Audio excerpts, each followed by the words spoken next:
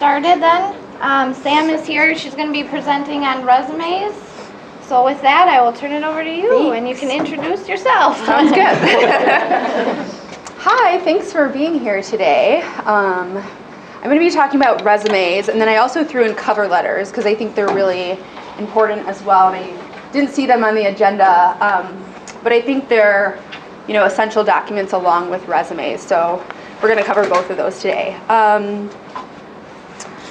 So an overview of my topic, I'm just going to tell you a little bit about myself, kind of go through the resumes and cover letters, and then if you guys have any questions, I know there's a Q&A session later that we're all going to stick around for, and I think there's going to be time also if you guys brought your resumes or cover letters for us to look at and kind of give you some feedback. So really what this presentation is kind of top 10 tips. Some stuff to get you thinking about questions to ask us. So, about me, I have 6+ years of higher education experience doing career advising, academic, and then also international student advising. And really what I'm really truly passionate about is just helping people on a one-on-one level kind of understand what they're excited about and passionate about, and then being able to kind of see that they have those skills to pursue what they're interested in. Okay, so just an overview of what resumes and cover letters are. I know Sarah kind of talked about, she said most jobs are found through networking, which is true, but we still need to have the documents, right, to submit online. Even if you are networking and finding a job that way, a lot of the times you do have to submit through an electronic system. You also use these documents through your networking process, so it is important to have them. What they do is just present an overview of your experience and your skills and your knowledge, and it's truly the first impression that employers have of you. So if there's a misspelling or an error in your resume or cover letter, that's the first impression that people are kind of seeing of you. So it's essential to have really concise, accurate, and impactful information. And it's really, it's the marketing tool for who you are as a person in your professional experience and world. Okay, so my first tip, what I really wanted to do with this page was just put one page and just leave it at that, because I thought that would be the most impactful. But I thought I'd explain a little bit more. Resumes should be kept to one page. Less is truly more, and I know a lot of people have a hard time with this. I've seen resumes come across as 2 and 3 pages. People don't read them. Your resume is looked at for 10 seconds, maybe 20 seconds if you're lucky. So you really have to have the most, impactful and amazing resume for people to want to keep reading about you and to keep wanting to extend that interview. So you might need to eliminate aspects of your background, undergrad internships, or jobs that you've had 20 years ago, let's say. And I know that's hard to kind of condense, especially when maybe you've been in the same field and you've progressed and worked your way up, but it's something to really think about and kind of curtail. Questions about that? I know people often have questions about the one-pager. So if you have that 2-pager, where's the point that some of that detail that you might scrape out of there, where does that come in? Because sometimes, depending on the kind of work you're looking for, they want a little bit more specific. In my case, like looking at projects or Sure. type of software, blah. And I think if somebody's asking for a 2-page resume, I think that's completely appropriate. But I think one of the things with project work or many experiences, you might have done the same type of work in different projects, and you're basically just reiterating the same information within project 1, 2, 3, 4. So to be able to condense and show new skills and what you've done at this company or this company and this project, and how you have these 8 different skills compared to the same 4 skills. And I think condensing. I mean, I have a hard time sometimes fitting my resume on one page, but you just condense a little from each job, basically. And I know it's not something that happens overnight.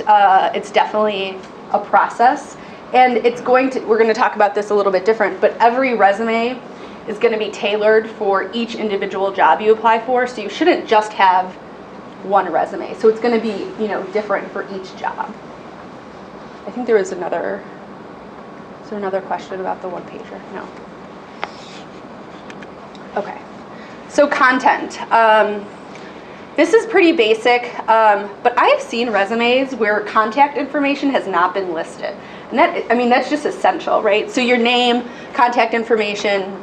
For professional work experience, you need to make sure that you have the start and end date.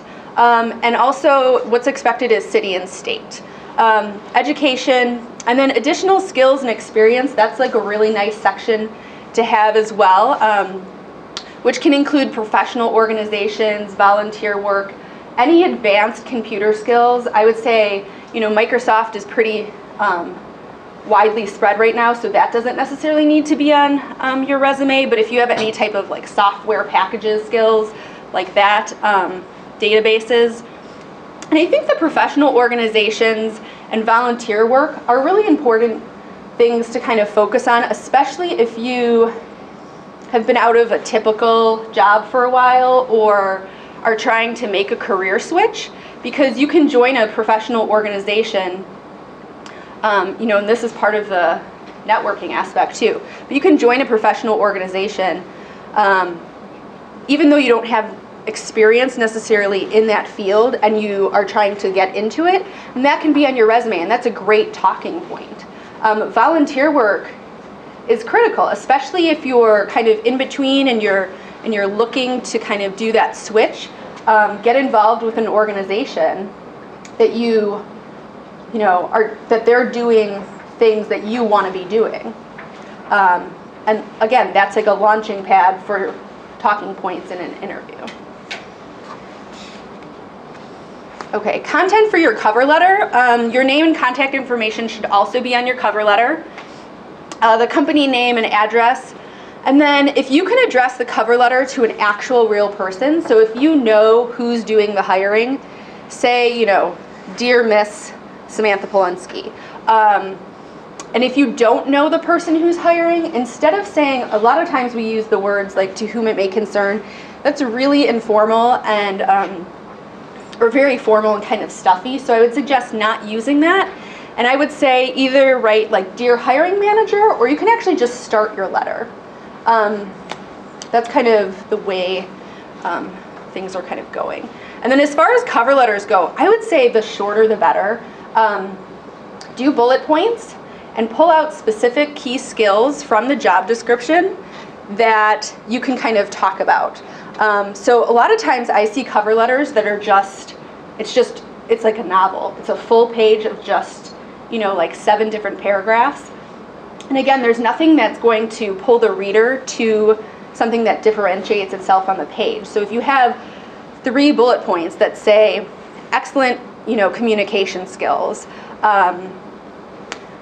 skilled at building and maintaining relationships, and you can give valid points from your experience to back that up, that's like going to be the best way to present a cover letter, just short and sweet. Questions about, cover letters? So is it possible to write a cover letter without a job description? Sometimes people might say, give me your resume. Sure. But you don't really have a job description to work with. Sure. Yeah, I think a cover letter can, in that case, I think if you're really passionate about the organization or the company and why you're interested in working for them, maybe you really identify with their mission statement and the work that they're doing, I think the cover letter can tailor to that instead of necessarily, you're not, sure what they're specifically looking for. It's super technical maybe. So I think talking about the company and why you're interested in them. I think also using, transferable skills. And that's just kind of, I guess, depending on the company and your past work, if you kind of know the area that you're looking for, you know the skills that they're kind of interested in, kind of maybe stepping back and doing like a more general. But I think the connecting to the mission statement of the company and why you want to work for them compared to the hundreds of thousands of other companies out there. Your thoughts on how much you want to schmooze them, as far as we've been advised to do a little poking around on the internet to find out about the company, where they're going, and if they're growing, if they're branching out into different facets of the business. For instance, one of the companies I was looking at, they got their start back in the mid-'80s. The owner,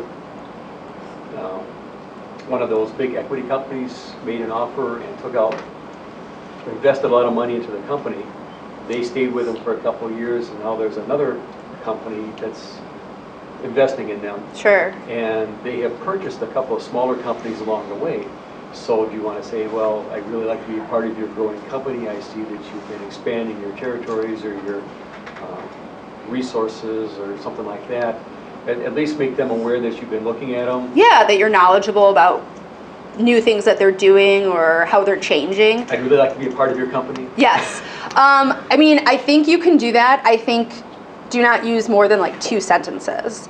Kind of, if you do like 2 paragraphs of that, the hiring manager is going to read that and say like, yeah, I know we're doing that, But I think somebody also wants to know that you're passionate about working for their organization too. So, and knowledgeable about it.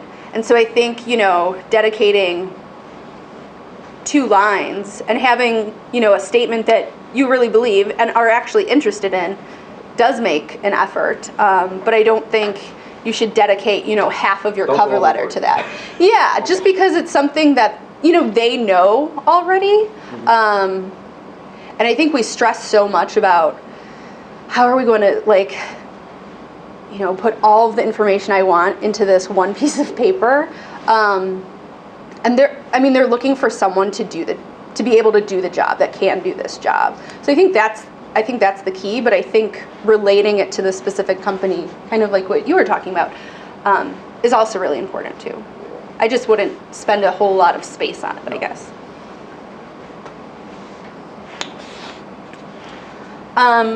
Okay, so consistent layout and format. I think this is super key. I think if you have a messy, unorganized resume, no one's going to even look at what your experience is, even if it's really great. So typically, a resume is a reverse chronological order, so what your current job is or most recent job is in top, and then kind of work your way down. I would say if you have currently, if you just finished a master's program or an undergrad program and you are just graduating, then education should be the top section. But if you have since worked out of school, then your professional experience should go first and then education after that. Use the same font throughout. Your size can vary slightly, so I would just use Times New Roman. It's a font that everybody knows. It's easy on the eyes. No smaller than 11 size font. You just can't read it beyond that. Black type. And I know that sounds so simple, but I've had students in the past that have kind of used different gray fonts, and then we're trying to use different colors. But when it gets emailed to a prospective employer, they're probably going to print it out, and they're not going to print it out in color. So it's just not as easy to read. So I would just stay with black. And then no less than 0.5 inch margins, because you do need to have some white space on the document for easy reading. I would use bold and underline and italics very sparingly. You want to make sure that different points of your resume do stand out, so your name should be larger. The different company names can be bolded. But just don't go crazy, because you want people actually looking at the content, not all of the stylized things. But also make sure, if you bold a company name, that you're bolding each company name. Use bullet points. Don't write paragraphs in your resume. I would suggest having your bullet points be 1 line, maybe 2. Don't go into that 3rd line. That's just getting crazy. And then when you are emailing it or, writing up your resume and cover letter, make sure it's either in a Word or a PDF format. I've seen kind of things come in like Paint or like a JPEG. And it's just, not going to be easy to read, or some computers just might not have, a weird technical program that you used. So change it up. So I know no one wants to hear this because it's like super time consuming, but for your resume and for your cover letter, one size just does not fit all. You have to change it for each individual company and each individual job. Make sure that you're reading the job description, if you have one, to incorporate that. Incorporate the words that are in the job description into your resume, into your cover letter. A lot of companies are using ATS, which are applicant tracking systems. So basically, a resume or cover letter is uploaded into a system before it even gets to a person. And it's basically searching for a certain percentage of words that match each other. And if you don't meet that percentage, then your resume is just kind of thrown out. And I've had students before that have applied for a job and they get a rejection letter like 2 minutes later in email because the system already reviewed it and it just wasn't enough. So I think it's key to really tailor it. You don't want to copy and paste from the job description directly into your resume or cover letter, but use similar words, and you can use specific words that they're asking for. Just make sure that you're not, copying sentences.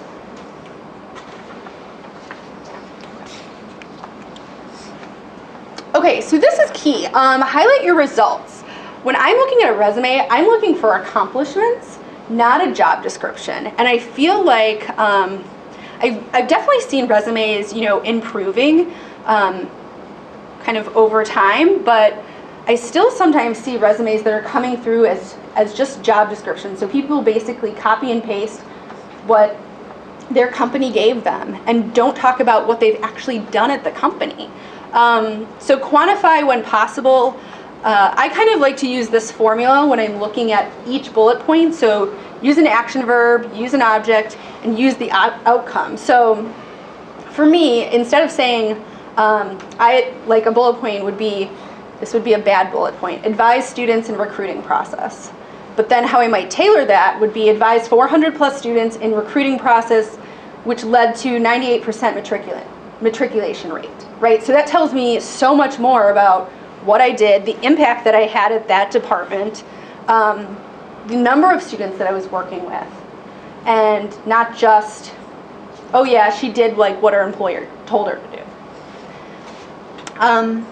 I always have people asking, okay, so how do I kind of think about the bullet points that I want to put in my resume? So these are really great questions. So what was the impact that I had at my organization? Sometimes when you're trying to figure out how to narrow down those bullet points and you're trying to get it to that one page, think about your top 3 to 5 accomplishments at each job or each project. And those should be your bullet points. Those top 3 things that you accomplished at that job, those should be your bullet points. Did you save time? Did you save money? By how much? That is huge. Where all companies and organizations are working at a much smaller capacity. Everybody has a higher workload now. And if you can save somebody time, if you can save them money, it's just huge. Did you make any suggestions and were they implemented? What's been, kind of the outcome of what you've suggested? Questions about that? Okay. Also, just be simple and consistent within your resume and cover letter. Use language that's understood by the general population. So within higher ed, there's tons of acronyms. And I could, talk to Jessica and Sarah, and they might understand me because they also, work in higher ed. But if I'm, trying to career switch into a different field, and I have a bunch of acronyms in my resume, nobody's going to know, the language that I'm speaking. So just be aware of that. and kind of just have people understand a general, understanding of what you've done. Okay, so avoid personal information. Do not list information about hobbies, religion, sexual orientation, politics, marital status, children. I've seen resumes come across with photos attached. Not good. It's not professional. Don't have graphics on your resume. The thing with graphics too, or photos, and if you have like a border or something, those are also going to not be well received by those application tracking systems. And so if the system can't read it, it also might just be thrown out. So that's another reason why you might just kind of want to keep it simple. Focus on your skills and knowledge instead of the additional information. One thing I do want to say about this though, I've had people in the past who maybe volunteer for a religious organization or a political organization, and they spend a lot of time there, they put in a lot of work, have great skills, and it's a conversation that I think you need to have with yourself and other people who are reviewing your resume or in the field. And I think it's something that, can be put on your resume if it's related to the job that you're applying for, but also if it's important to you enough where if the company that you're interviewing with, let's say, or applying to, if they're going to be totally turned off by the fact that you work at the Republican whatever office, then you don't want to work for that company, then you can list it. If that's going to be a deal breaker for you, I've had students that have done that before. They volunteered at their church, and it was really important to her, and she was like, well, I don't want to work for a company that's going to be turned off by this. So yeah, I am going to list it. So I think it's an individual conversation that everybody kind of needs to have with themselves, and depending on the organization that you're applying to. Proofread. Have as many people read your resume and cover letter as you can. Minimum 3, but as many people that will read it as possible. I think sometimes, we think we've done such a great job kind of proofreading everything, but sometimes the material is so close to us that we don't see errors. So we've put everything together. We think it's the best possible information, that we can get in there. But maybe we don't see that we have 2 thes in a row, or that we've spelled the word proofread wrong. I was going to put proofread wrong and see if you guys caught it, but then decided against it. But I think having as many people read your resume as possible is really important, also kind of for the keeping it simple and the jargon. So if somebody who's outside of your field can read your resume, understand what you do, that's awesome, because that's a resume that speaks to a wide language and a wide group of people, and it's not just people in your field. Or if you're career switching, people will understand what you did and the transferable skills that you have to kind of jump into that field. And honestly, mistakes can cost you just on your on your resume and cover letter, because let's face it, hundreds and thousands of people are applying for probably the same job that you're applying for. So if you're narrowed down to, let's say, the last 5 candidates, but your, cover letter or resume has a misspelling or is inaccurate, doesn't look professional, it's an easy way to kind of get weeded out. And then I know there's going to be a technology piece in a little bit, but I wanted to talk about having an online presence in conjunction with your resume, because I think it's really important to have your profile link from LinkedIn connected to your Word or PDF resume, because when you're sending it to either somebody that maybe you're networking with, or even if you're sending it within a tracking system, and then it finally does get to an actual person and a hiring manager, they're going to be able to easily click on your link and then see all of this additional information that you might have on LinkedIn, different recommendations from people, and it's an easy, super easy way to just link yourself to your online presence instead of just this paper document. And I don't know what's going to be talked about in the technology piece, but also I just threw out there other social media platforms depending on your job or field. So if you're in marketing, then you should probably, or trying to get into marketing, you should probably have like an Instagram account and have that on your resume as well and link it. So I just threw that out there just in case. But LinkedIn is the go-to and the standard for everyone. My final thoughts, really just focus on results and accomplishments. You have to tailor your resume to every job. And it's an exciting and fun process, right? Because you're interested in each job you're applying for, so you can highlight different skills and experience you have to each one. And then just finally proofread. So just questions overall. We have time, or if you guys have anything to add. Yeah. How would you word your resume about putting your link onto it? Feel free to contact me at or for further review. So I would put it, so on my resume, I have like my name on top, I have my phone number, email address, and then my LinkedIn address. So I don't even have my like street address on my resume. It's just my phone number, email, and LinkedIn link.